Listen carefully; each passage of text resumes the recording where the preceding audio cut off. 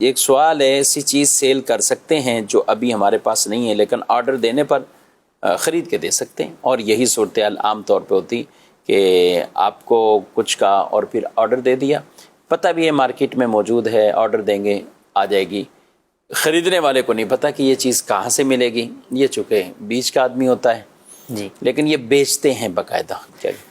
دیکھیں، on line اس کاروبار کو عموماً ڈراپ شپنگ جو ہے وہ کہا جاتا ہے، اور یہ آن لائن کے علاوہ بھی بسا اوقات ہوتا ہے۔ سب سے پہلے اصول یہ یاد رکھیں کہ جب آپ کوئی چیز بیچ رہے ہیں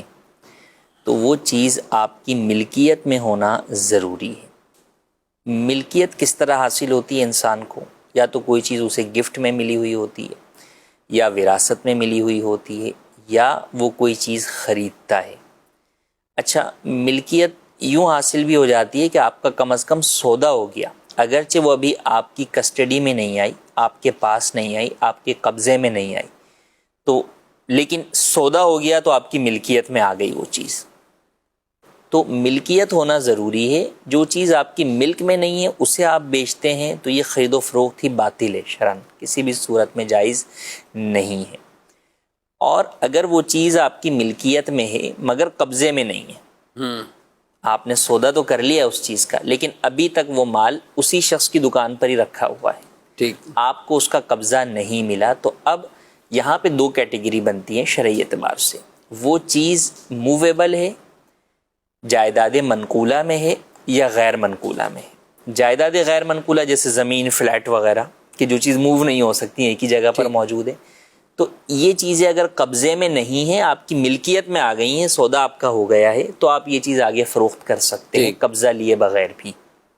لیکن جو جائیداد منقولہ ہے، یعنی موویبل جو بھی چیز ہے، چاہے وہ موبائل ہے، کیمرہ ہے، گاڑی ہے، یہ تمام چیزیں موویبل میں آ جاتی ہیں، اور عموماً ہمارا سوال بھی انہی چیزوں سے، تو ان چیزوں میں یہ ضروری ہے کہ ان چیزوں پر آپ کا قبضہ بھی ہو، آپ کی کسٹڈی میں یہ چیز آ چکی ہو، اس کے بعد ہی آپ جو ہے وہ آگے سودا کر سکتے ہیں۔ اچھا، بیچنے میں بھی لوگ یہی سمجھتے ہیں کہ بھئی وہ تو ہم پیسے بعد میں لیں گے ان سے۔ جب آپ سودا کر رہے ہیں، کسی سے ایگریمنٹ کر رہے ہیں، کانٹریکٹ کر رہے ہیں کہ یہ چیز میں آپ کو بیچ رہا ہوں، یہی سودا ہے، یہ سودا کرنا ہی جائز نہیں ہے اس وقت تک جب تک کہ وہ چیز آپ کی ملکیت اور قبضے میں نہ ہو۔ جب وہ چیز آپ کی ملکیت میں بھی آ جائے اور آپ کے قبضے میں بھی آ جائے، قبضے میں دو طرح آئے گی کہ یا تو آپ کے قبضے میں آ جائے گی، یا کوئی آپ کا نمائندہ ہے اس کے قبضے میں آ جائے کہ وہ وہاں سے جا کے اس دکان سے ریسیو کر لے۔ تو ایسی صورت کے اندر وہ چیز جب آپ کے قبضے میں آ جائے گی تو اس وقت ہی آپ آگے سودا کر سکتے ہیں۔ اگر یہ دونوں چیزیں نہیں ہیں تو اس صورت کے اندر یہ خرید و فروخت ناجائز ہے، یہ ہرگز اس کی اجازت نہیں۔ ٹھیک ہے، طریقہ کار کیا اختیار کریں؟ اب یہ آرڈر آتے ہیں، اچھا یہ جو آرڈر کی بات ہے تو ظاہر ہے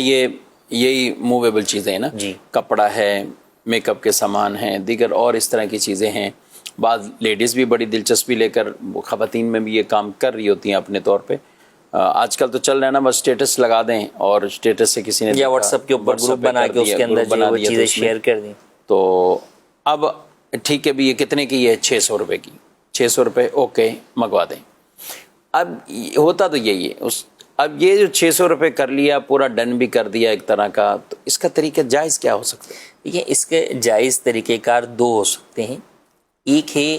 کمیشن والے اصول کے مطابق کام کرنا، ٹھیک ہے، یعنی یہ جو بیچ کا مڈل مین ہے یہ اس کا بروکر بن جائے جو اصل مال کا مالک ہے، جس کے قبضے میں مال ہے۔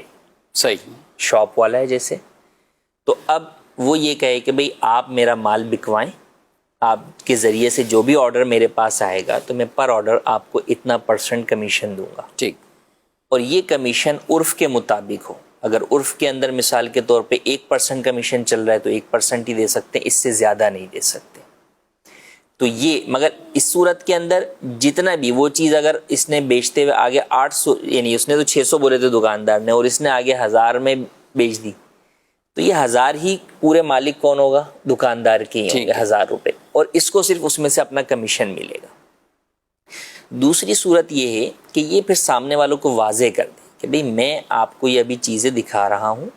یہ میں ابھی آپ سے سودا کوئی ڈن نہیں کر رہا۔ صحیح، اگر آپ انٹرسٹیڈ ہیں تو آپ بتا دیں، میں پیچھے سے مال منگواؤں گا،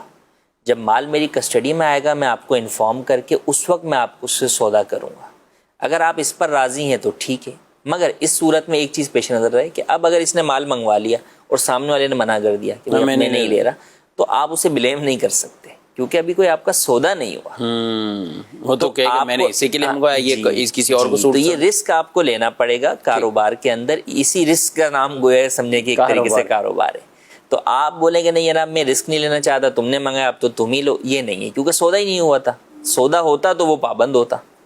تو عموماً چونکہ یہ جو معاملات ہو رہے ہوتے ہیں اس میں سودا ڈن ہی ہوتا ہے، جب بھی وہ سامنے لڑ جھگڑ بھی رہے ہوتے ہیں کہ بھائی تو آپ کے کہنے پہ ہی منگوایا تھا یار، اب آپ کیسے منع کر رہے ہیں۔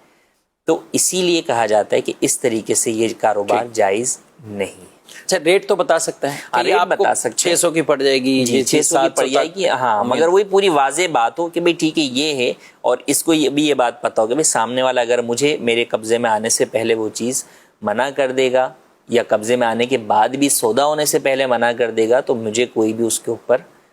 تصرف کا یا اس پر کوئی جو ہے وہ جبر کا اختیار نہیں، بلکہ یہ لے کے بھیج بھی دیتا ہے اور اس کے پاس پہنچی اور اب اس کو خیار رویت دیکھنے کا جو اختیار حاصل ہوتا وہ ہے، ایک الگ مسئلہ ہے کہ اگر یعنی اس کی ملکیت میں ہونے کے باوجود بھی یہ اسے بیچتا ہے تو بھی شرعی اعتبار سے خیار رویت حاصل ہوتا ہے، اور وہ منع کر